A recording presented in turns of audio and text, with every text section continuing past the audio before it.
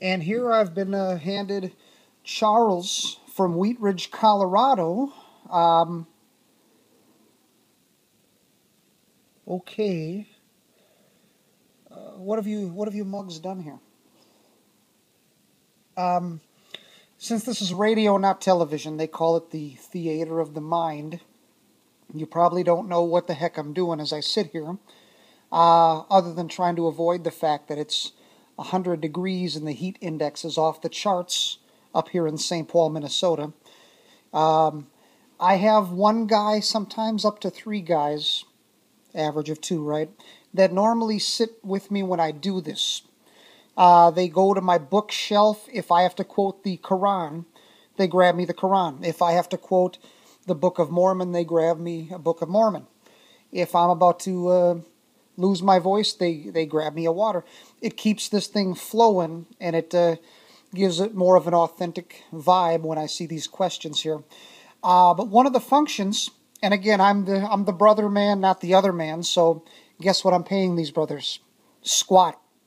So when someone's a volunteer, you don't have any rights to make demands. So there's only the amount of anger that I'm able to express right now, rightfully, is minimal. But I feel like giving somebody a stone cold stunner. Sometimes I get to see the questions ahead of time, and sometimes because I want to have more of a real moment, if you will. I want it to be more spontaneous. Sometimes I don't look at the questions at all, unless there's a question that is going to require some research, so that I can have some statistics with me when I'm answering it. This was one I'm blindsided by that they just handed me. Charles from Wheat Ridge, Colorado. And it's not asking a question.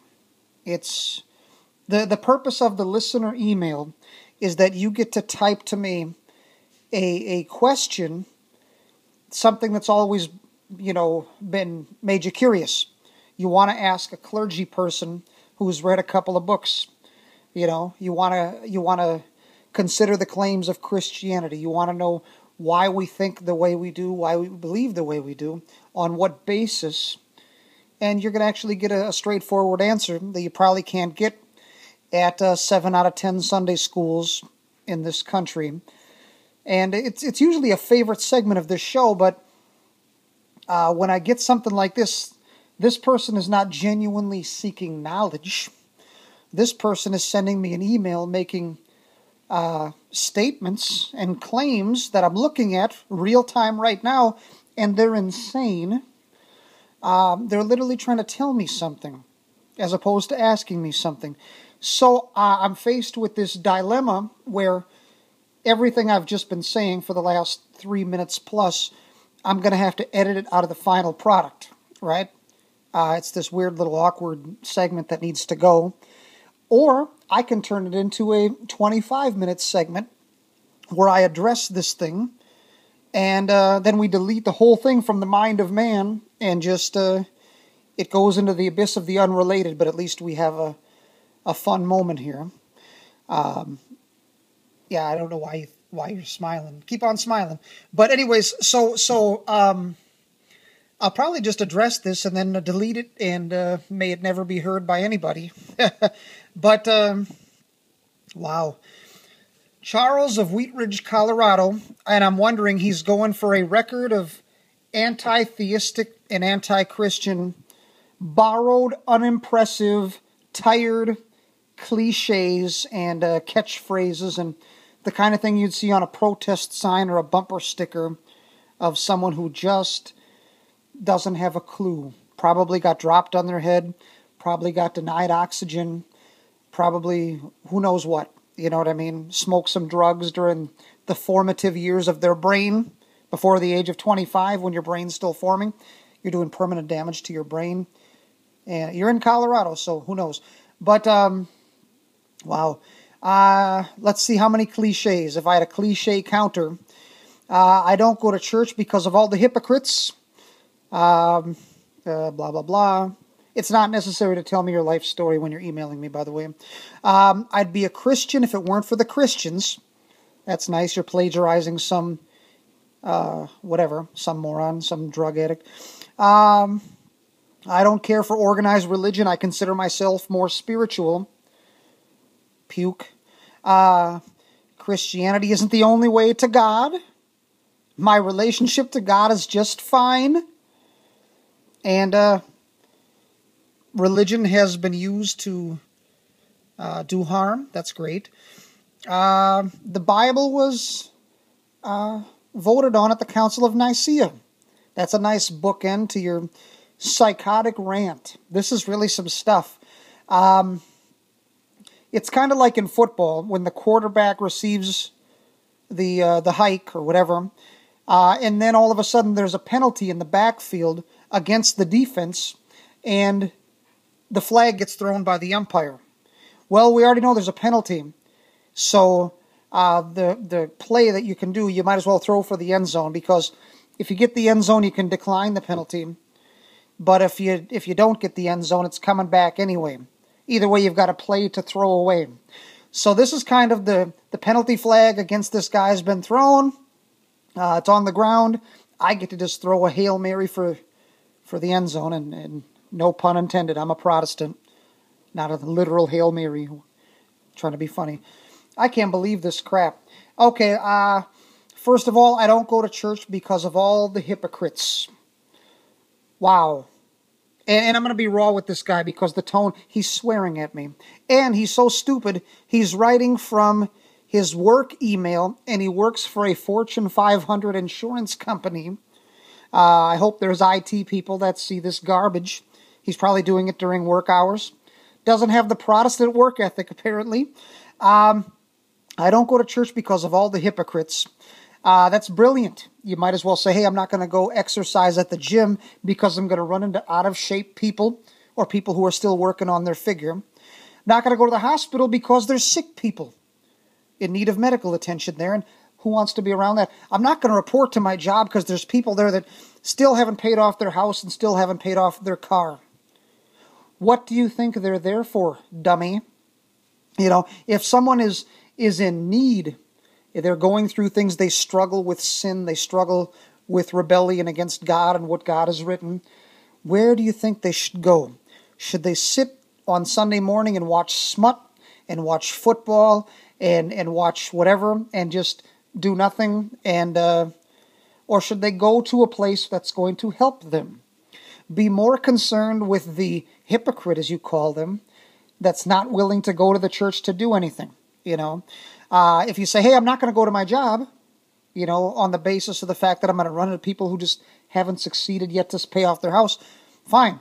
Then you're not going to have a way to pay your rent. I'm not going to go to the hospital because I might run into sick people. Good. You're going to get sick and die. You're not going to get the medical attention you need. Not going to go to the gym because I'm going to run into people who are out of shape. Well, I guess you're not going to get any exercise then. Worry less about why other people are there and worry more about why you're there. If you have the time to look around and see what's lacking in other people, then you're not there for the right reasons anyway. I can't believe that this passes for intelligent discourse in your circles. I'd be a Christian if it weren't for the Christians. So, that's not only, there's two logical fallacies with that statement. Number one, it is taking what's true of a part and applying it to the whole. That's like saying, hey, you know, I ran into a black guy on the street. The black guy put a gun in my face. Therefore, on the basis of my experience with the black guy, that he put a gun in my face, I can use that to say all black men everywhere are going to put a gun in my face. You'd say that's stupid. You're taking a finite particular and using it to make a general statement that doesn't necessarily follow. Well, in the same manner, for you to say, hey, I ran into a couple of Christians who were jerks, therefore all Christians are jerks, that's bigoted, that's whatever, it's applying a stereotype. You probably got the stereotype from television also. But also, it's assuming that a message is made true or untrue based on your perception of the person carrying the message. That's so stupid. It's like, I wanted to believe 1 + 1 was 2, but the guy that told me is a jerk. Does that change the fact that if you take one apple in your left hand and one apple in your right hand and you put them together, are you going to have something different than two apples because the guy that taught you that was a jerk, in your opinion? It's like saying, oh, I wanted to believe that Canada borders America on the north and Mexico borders Canada on the south. I wanted to believe E equals MC squared. I wanted to believe that, I don't whatever, a whole is equal to the sum of its parts. But I didn't like the guy that taught it to me. Whether or not he was good, bad, or ugly doesn't change the factual accuracy or the reliability. You don't judge a message based on the messenger. You judge it based on its own intellectual merits. And it doesn't sound like you have wrestled with Christianity at all. You're busy pulling argumentum ad hominem out of your behind, which is Latin for against the man. Instead of talking about the subject matter and the claims made, I'm going to attack the human being bringing it to me and never have to deal with the actual subject at hand. Well, I'm sure that passes for great scholarship in your circles. You must have some brilliant friends. Your parents must be proud. I don't care for organized religion. I consider myself more spiritual. Crap like this is why I never use the word spiritual anymore. It's like I don't use the word apostolic anymore. I can use it in its classical sense without recognizing the monopoly that certain people think they have on it. But then if I share terminology in common with people who have a deviant or ridiculous message, I could be lumped in with by the untrained. So the word spiritual, these people have hijacked it, and when they use the word spiritual, they're usually referring to some kind of pagan spirituality, some kind of Eastern occultic, esoteric paganism. So I consider myself more pagan, is what he's saying.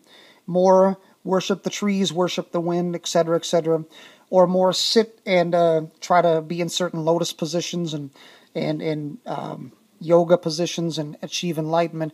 I don't really need to go to the church. Well, first of all, Jesus Christ said, I establish my church. You don't have to like what the church has become. The church is composed and currently run by human beings, and human beings are imperfect, and they're, as Christians would say, biblical anthropology, sin-filled creatures. And when people deviate from orthodox positions and begin to run programs, problems can leak in, but it doesn't erase the fact that Jesus Christ said, I will set up my church and the gates of hell will not prevail against it. And there's more than one passage in the New Testament where one of the acid tests as to whether or not you are a genuine believer is a desire for the fellowship of the saints, to be in a room, to be worshiping corporately alongside like-minded people. If you're saved by a Christian faith, the Christian faith transforms you from the inside, and outwardly it produces behavior and mentalities and attitudes where you can't wait to get to church, to be around your Christian family, to benefit from their spiritual gifts and exercise your spiritual gift for their own betterment and growth and edification. The fact that you don't feel any burden or need to go to a church or to even whatever, your spiritual condition, and you call yourself spiritual, that's great. Go worship a Buddha statue and go smoke a couple of drugs or take some acid. Have fun with it. And then you'll meet God face to face, eyeball to eyeball one day. And you'll realize how silly everything was that you chased after during your time, during your stay on this planet. And yes, I'm being raw with this guy because he's swearing at me in this email. Christianity isn't the only way to God. Well, that would be news to the authors of the New Testament, who said there is no other name whereby which we are saved other than Jesus Christ. Jesus Christ said, I am the way, the truth, and the life. No one goes to the Father except through God the Son. That came out of the words out of the mouth of the Messiah himself, per the historical account of the first-hand eyewitnesses preserved in the scrolls from that time period. Who am I going to believe, the first-hand eyewitness or the pothead that wrote me this email?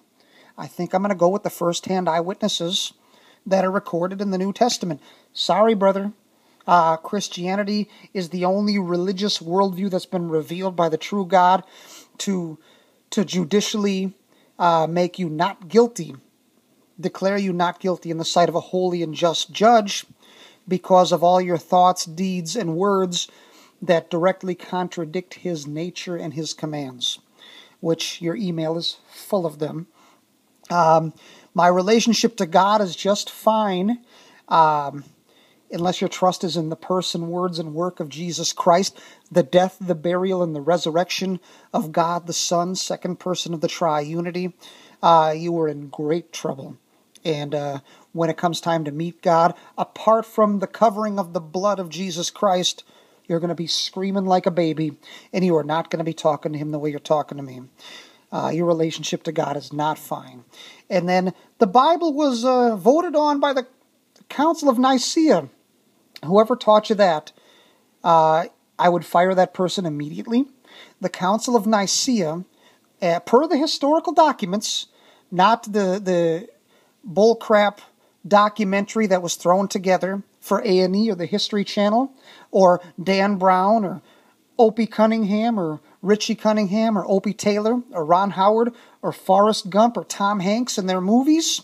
It doesn't matter what those people say. It matters what the historical record says, dummy. And the historical record is clear that the subjects of the Council of Nicaea, we need to develop a formal statement, a creed, as it was later known, where we put forth in an official way, A, a statement on the deity of Christ, and B, a statement on the Trinity. Okay, these were what were discussed at the Council of Nicaea. What scrolls, what books, if you want to call it that, to put in the canon of Scripture didn't come up. So the Bible being thrown together at the Council of Nicaea is a historically inaccurate, anti-Christian, bigoted thing. Religion has been used to hurt people. Once again, show me a passage, a command, where Christians are commanded, rob, loot, rape, burn, in order to advance the message of Messiah. It's not there. Okay? It's not there. Jesus Christ, when Peter pulled out his sword, Jesus said, put it away. My kingdom is not spread this way. And Christianity has never spread via violence, ever. It's always spread, it must be spread in an open marketplace of ideas where free people made in the image and likeness of God compare ideas, and it has to stand or fall based on its own merits. That's how it's always been done, and we've been willing to be killed by people that didn't understand us or like us. We were happy to die. It's our heritage. For you to then change it and said we did some stuff to people. The Roman Catholics might have done some stuff, but you're writing to a Protestant Christian who, if I was alive during the Inquisition, they would burn me, they would hang me, they would drown me, they would do a lot of things to me for the crime of flowing on the Bible to wake up and cause consciousness among the people in the pews so they could see the abuses of the Roman Catholic hierarchical structure. They don't want someone like me. I would be a dangerous person to these people. I'm a dangerous person to people now. So, again, more ignorance. If you want to talk about body count for religious worldview, let's start with atheism. Let's start with agnosticism. Okay, let's start with communism. You know, Mao Zedong, Joseph Stalin, Vladimir Lenin. Over and over again, dictators who implemented the writings of Marx and godless communism. They saw Christianity and the spread of ideas in a marketplace to be a danger to their power, and we're always the first people that get killed when there's a fundamental transformation, a la Mao Zedong of China, which Barack Obama, when he was running, said, we are 5 days away from fundamentally transforming the United States of America. He's quoting a man who set up concentration camps to kill people, and people are cheering and clapping because they're too stupid to read history. But anyways, the Christian church we invented the hospital, the orphanage, okay, art, beauty, music. We have caused evolution in these things and an advancement and a furtherance and a development of all that's positive in the world. If we were removed from this world would be a dark, wicked, and icky place. Unlike yourself, who thinks that we are the problem. We are holding back humankind. That's what you think. because the television taught you that. The government-run school taught you that. The secular university taught you that. And you're a talking head flapping your lips. I can tell based on this incoherent nutcase thing that you sent me that you've never read even 2 pages of discussion on half the stuff that you think you're an authority on. Okay? So you need to put down the drugs and pick up a book. In particular, the Bible. If you want to know what Christianity teaches, look at the primary source reference works that define us and that tell you what we think and believe. Don't go to some second-hand nutcase who made a film in the 21st century with his cell phone and put it on YouTube or whatever. But anyways, whichever one of you two was responsible for putting this garbage in front of me, you're going to be on my crap list. And like I said, I might have let this guy have it, and we're going to have to edit this out of the final product. May it never see the light of day. I think this would be a logical place to take a break so I can calm down. Something like this just doesn't merit even being on my show.